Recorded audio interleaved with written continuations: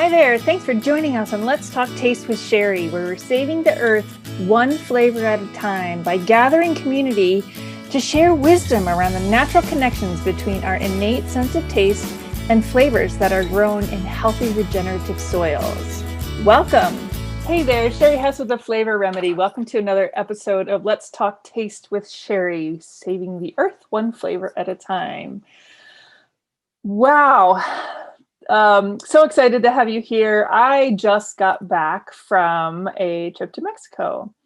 And although in a pandemic, you might wonder why in the world anyone goes to Mexico, but we're safe, we're happy. And to be honest with you, I would say that the Mexicans take the pandemic a lot more seriously than we do here in America. All that said, I want to share with you a story about our experience down there. We decided to go get away, get the beach, relax, sun, all that good stuff that you want, right, when you go away. But our focus and one of the most exciting things we wanted to do there was to go snorkeling. We went to Cozumel, which is one of the most well-known snorkeling and diving islands in the world, right? Beautiful place, beautiful island. Doug, my partner had been there before, 20 years ago, and knew that it would be this amazing experience for us to go and snorkel. It was something that we could do socially distanced, we could be safe, we could do it on our own, we had our own equipment. We were going to go experience the beauty of the ocean. And when we got there, found a private beach, went out into this area that was recommended for snorkeling, and pretty much putting our face in the water was one of the saddest experiences that I have had in a very long time. And let me tell you why. I had never been to Cozumel before, and Doug had. I, however, had just recently watched a documentary called Chasing Coral. And it was just kind of a fluke that I watched this documentary. I am kind of a sucker for those, environmental movies. But I particularly liked this documentary because it talked about what was happening to our oceans. And there happened to be a local kiddo on it. So that was a great appeal to me as well, because they actually went to the Denver Aquarium and kind of joined this team and brought this young man who was pretty much had a coral tank in his house.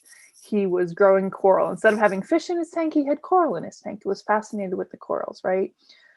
So the documentary I highly recommend. But what that documentary did for me was it set me up with this curiosity around what was happening in our oceans. And it blew my mind.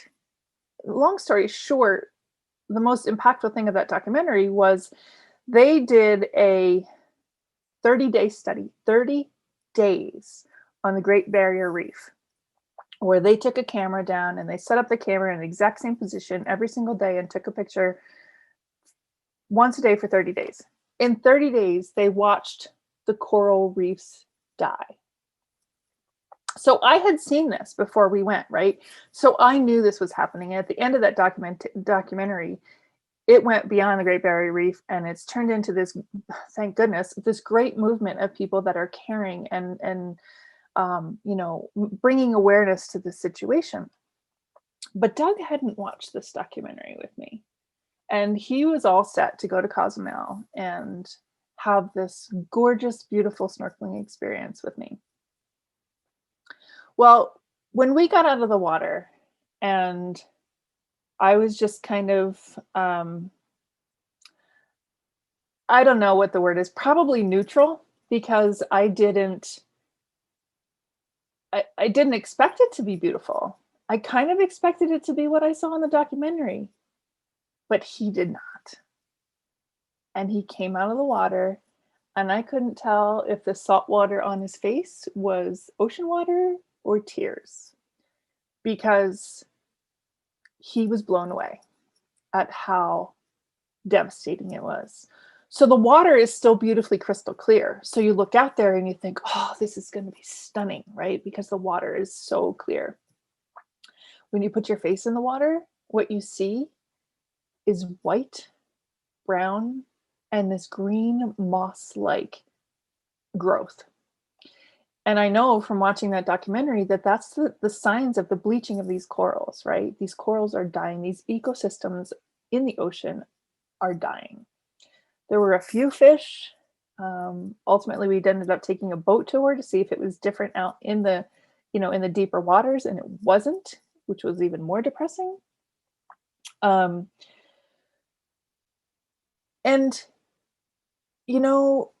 it's so peaceful for me. I can put my face in the water and just kind of let the waves float me along. And it should be a very serene experience, right? And to take in beauty would be even more. But for me, I kept putting my hands in a prayer position and almost apologizing.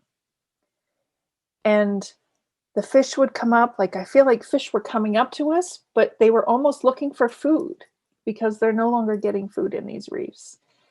And it became this almost sacred experience for me on what was happening on our planet.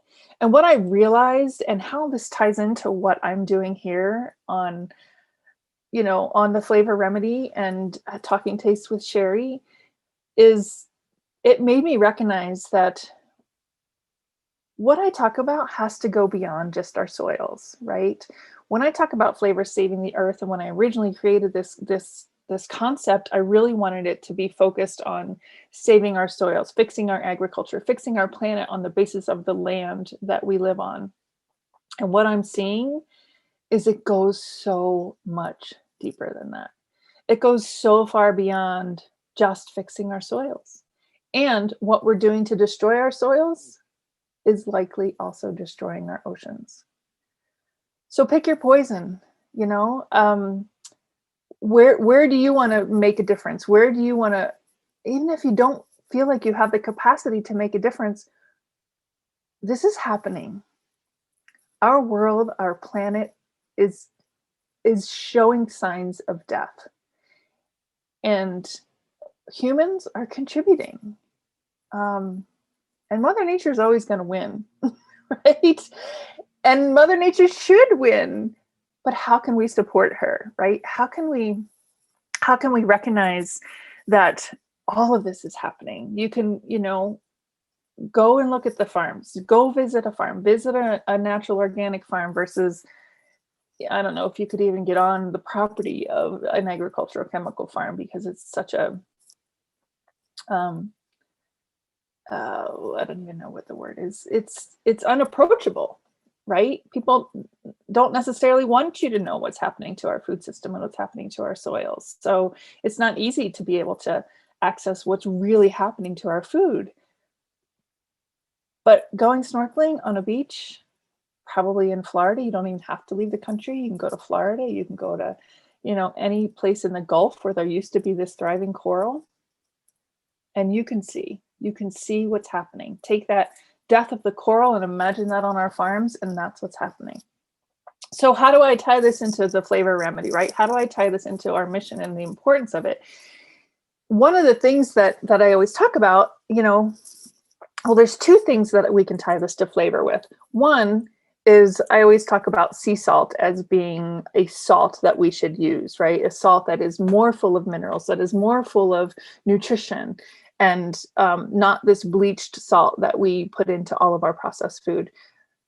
So we're destroying that, right? If we think about the sea salts are going to be harvested and all the corals are dying, there's just this natural understanding that the life that typically supports this salt in the sea is no longer there. So the living capacity of the salts is diminished, right?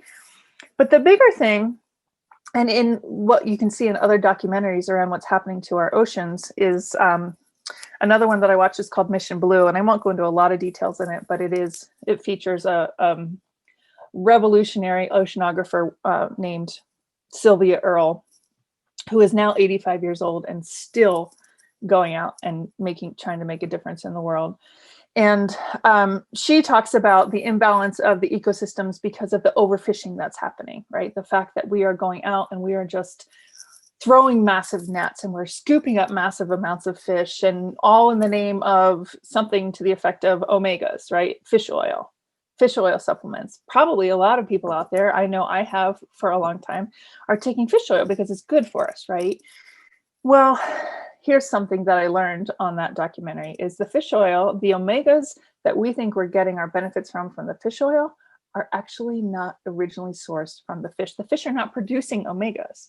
These omegas are coming from the plants in the ocean. It's the kelps, it's these magical, the biodiversity of the plants and the animals working together that are supplying these omegas. So when I talk about living flavor and this idea that we should be eating and consuming foods coming from life, coming from, thriving, sustainable sources, the ocean is part of that, right? The ocean is part of this living example, this thriving example, and we can make choices. We can make choices around the flavors we consume, the nutrition that we get, by doing even just a simple thing like starting to embrace kelp.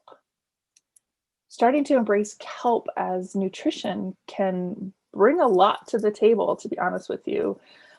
Kelp can bring you the natural salts. It can add salts to flavor. And when you're getting that, you're also getting natural iodines. You're also getting the omegas, right? So it's a beautiful way to look at a reason to stop overfishing.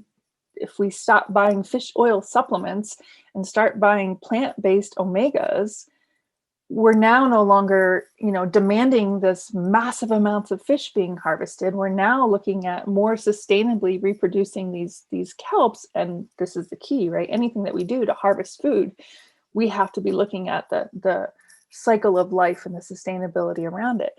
But by introducing our taste buds to something like kelp as a new way of putting salt into our diet, that's more well-rounded in its nutrients, that's more well-rounded in supporting life on this planet, we're also giving ourselves more benefit. Guess what else is in that salty kelp?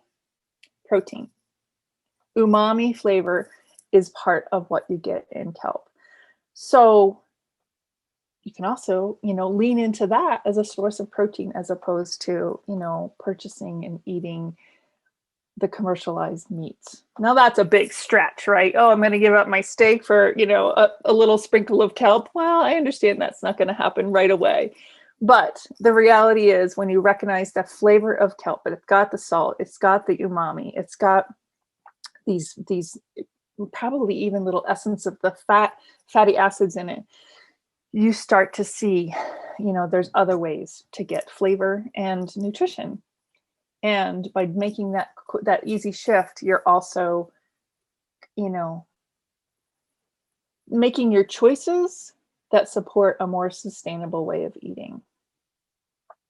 So that's how I got from snorkeling on Cozumel to one more way, one more reason why this mission is so much more important to me, because it's not just about the land, it's about our entire planet.